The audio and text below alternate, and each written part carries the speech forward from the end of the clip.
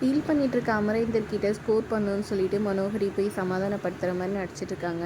அதுக்கு வந்துட்டு அமரேந்தர் சொல்லிட்டுருக்காரு, எனக்கு ரொம்ப கஷ்டமாக இருக்குது. ஆறு போய் கொஞ்ச நாள் தான் வந்து குழந்தைங்கள என்னால் சரியாக பார்த்துக்க முடியல. அதெல்லாம் இல்லைங்க, நீங்கள் நல்லா தான் பார்த்துக்கிறீங்கன்னு அருந்ததி அழுதுகிட்டே சொல்லிட்டுருக்காங்க. இல்லை சார், என்னோட தப்பு தான், நான் தான் அவ்வளோ ப்ரெஷர் பண்ணியிருக்கூடாது, அவங்க அம்மா மேலெல்லாம் ப்ராமிஸ் வாங்கினேன் அப்படின்னு சொல்லிட்டு வருத்தப்பட்டு பாக்கியும் சொல்லிட்டுருக்குறாங்க.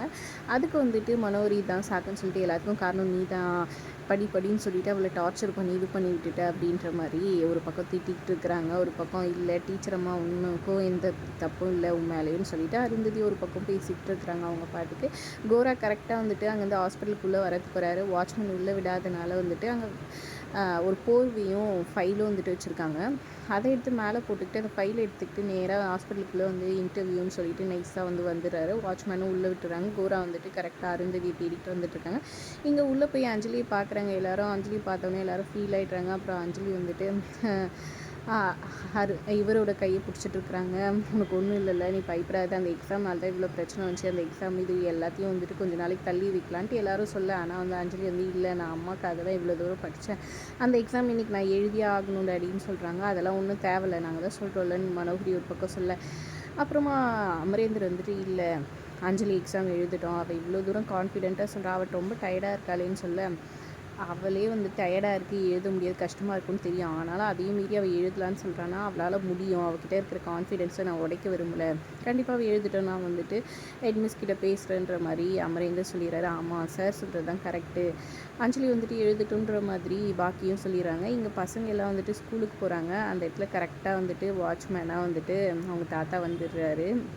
பாக்கியோட அப்பா கரெக்டாக ஃபாலோ பண்ணிட்டு வந்த அவங்க ஒய்ஃபோட தம்பி வந்துட்டு இவரை பார்த்துட்றாங்க. யூனிஃபார்ம் போட்டுன்னு இந்த ஸ்கூலில் தான் வேலை செய்கிறியா நீன்னு பார்த்துட்ருக்காரு.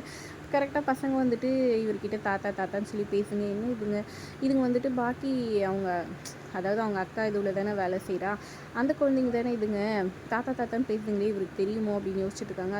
எங்கே அஞ்சலி என்ன எல்லோரும் சோகமாக இருக்கீங்கன்னு கேட்க, அஞ்சலி இந்த ஸ்கூலில் சேர்கிறதுக்கு இன்றைக்கி இன்டர்வியூ, எக்ஸாம் எழுதணும், அவளுக்கு உடம்பு முடியாமல் போயிடுச்சு, ஹாஸ்பிட்டலில் இருக்கா, அன்கான்ஷியஸாக இருக்கான்னு சொல்ல, ஐயோ நான் அவள் எக்ஸாம் நல்லா எழுதணும்னு வேண்டிட்டெல்லாம் திருநீரெல்லாம் வைக்கலான்னு நினச்சேன்னு சொல்கிறாங்க. ஒன்றும் இல்லை, குழந்தைக்கு சரியாக போயிடும், நீங்கள் ஈவினிங் போகும்போது அவள் வீட்டில் இருப்பா பாருங்கன்னு சொல்லிட்டு சந்தோஷமாக சொல்லிட்டுருக்கிறாரு. நீங்கள் ஒன்றும் இல்லை, நீங்கள் கவலைப்படாதீங்க, நீங்கள் கிளாஸுக்கு போங்கன்னு அனுப்பிச்சிட்றாங்க. இப்போ பசங்க போயிட்டு நேராக நம்ம ஹெட்மிஸ் கிட்ட சொல்லிடலாம், அஞ்சலிக்கு வர முடியாதுன்னு சொல்லிட்டு, அவளுக்கு தான் உடம்பு முடியுதுன்னு நேராக போகிறாங்க. போயிட்டு இந்த மாதிரி இன்றைக்கி அஞ்சலிக்கு எக்ஸாமு, ஆமாம் இப்போ என்ன அவள் எப்படியும் ஃபெயிலாக தான் போவாள் எனக்கு தெரியுன்ற மாதிரி சொல்ல, இல்லை அவளுக்கு உடம்பு முடியல, டெய்லி படித்து வந்துட்டு ரொம்ப இதுவாகிட்டு டயர்டாகி ஹாஸ்பிட்டலில் இருக்கிறா, அன்கான்ஷியஸாக இருக்கான்னு சொல்ல, ஏதாச்சும் ஒரு சாக்கு இவ வந்துட்டு எக்ஸாம் எழுதுறதுக்கு சாக்கு சொல்லிக்கிட்டா இந்த மாதிரியெல்லாம் நடிச்சிருக்கா அப்படின்னு எப்படி சொல்ல, இதை பாருங்கள் என் தங்கச்சி பற்றி அப்படியெல்லாம் சொல்லாதீங்க, அவள் கஷ்டப்பட்டு தான் படித்தா எங்களுக்கு தெரியுன்ற மாதிரி அஞ்சு சொல்லிகிட்டு இருக்கிறாங்க ஒரு பக்கம். ஆனாலும் ஹெட்மிஸ் கிண்டலாக சிரிச்சிட்ருக்காங்க. கரெக்டாக அவங்க அப்பா கால் பண்ணுறாரு. நீங்கள் சொன்ன விஷயத்தை தான் உங்கள் அப்பா சொல்கிறதுக்கு ஃபோன் பண்ணுறாருன்னு சொல்லி ஸ்பீக்கர் போடுறாங்க. பார்த்தா அவர் வந்து அஞ்சு எக்ஸாம் எழுத முடியாதா சார், இப்போ தான் உங்கள் பசங்க சொன்னாங்கன்னு சொல்கிறாங்க. இல்லை அஞ்சு இன்றைக்கி வந்துட்டு எக்ஸாம் எழுதுறதுக்கு வரா அப்படின்னு சொல்லிடுறாங்க. அவர் ஷாக் ஆகி போயிடுறாங்க. அப்படி ஷாக்லேயே வந்துட்டு பியூனை கூப்பிட்டு கொஷின் பேப்பர் ரெடி பண்ண சொல்லுங்கள் டீச்சர்ஸ் கிட்ட சொல்லிட்டுன்னு சொல்லிடுறாங்க. அவள் இருக்கிற கேரக்டருக்கு அவள் எக்ஸாம் எழுத முடியாதுன்னு தானே அடம் பிடிக்கணும், எழுதணும்னு அடம் பிடிச்சிருக்காளேன்னு ஷாக்கில் இருக்கிறாங்க. ஹாஸ்பிட்டலில் இருந்துமே இப்படி சொல்லியிருக்காளேன்னு யோசிச்சுட்டு இருக்கிறாங்க. இங்கே கோரா கரெக்டாக அருந்ததி வந்து பிடிக்க வர கரெக்டாக நம்ம இவர் வந்துட்டு அமரேந்தர் நடுவில் வந்துடுறாரு. ஆறு என்னை மன்னிச்சிடு அப்படின்ற மாதிரி சொல்லி இது பண்ண, நான் அஞ்சலிக்காக வந்துட்டு கண்டிப்பாக அவளை ஸ்கூலுக்கு கூட்டிகிட்டு போவேன்ற மாதிரி சொல்லி பேசிகிட்டு இருக்கிறாங்க. அப்போ கரெக்டாக இந்த கோரா வந்துட்டு திரும்பவும் வராரு அவங்கள பிடிக்கிற மாதிரி. அந்த டைம் கரெக்டாக வந்துட்டு இவங்க பார்த்துட்டு யார் நீ என்ன ஏதுன்னு கேட்டிருக்காங்க.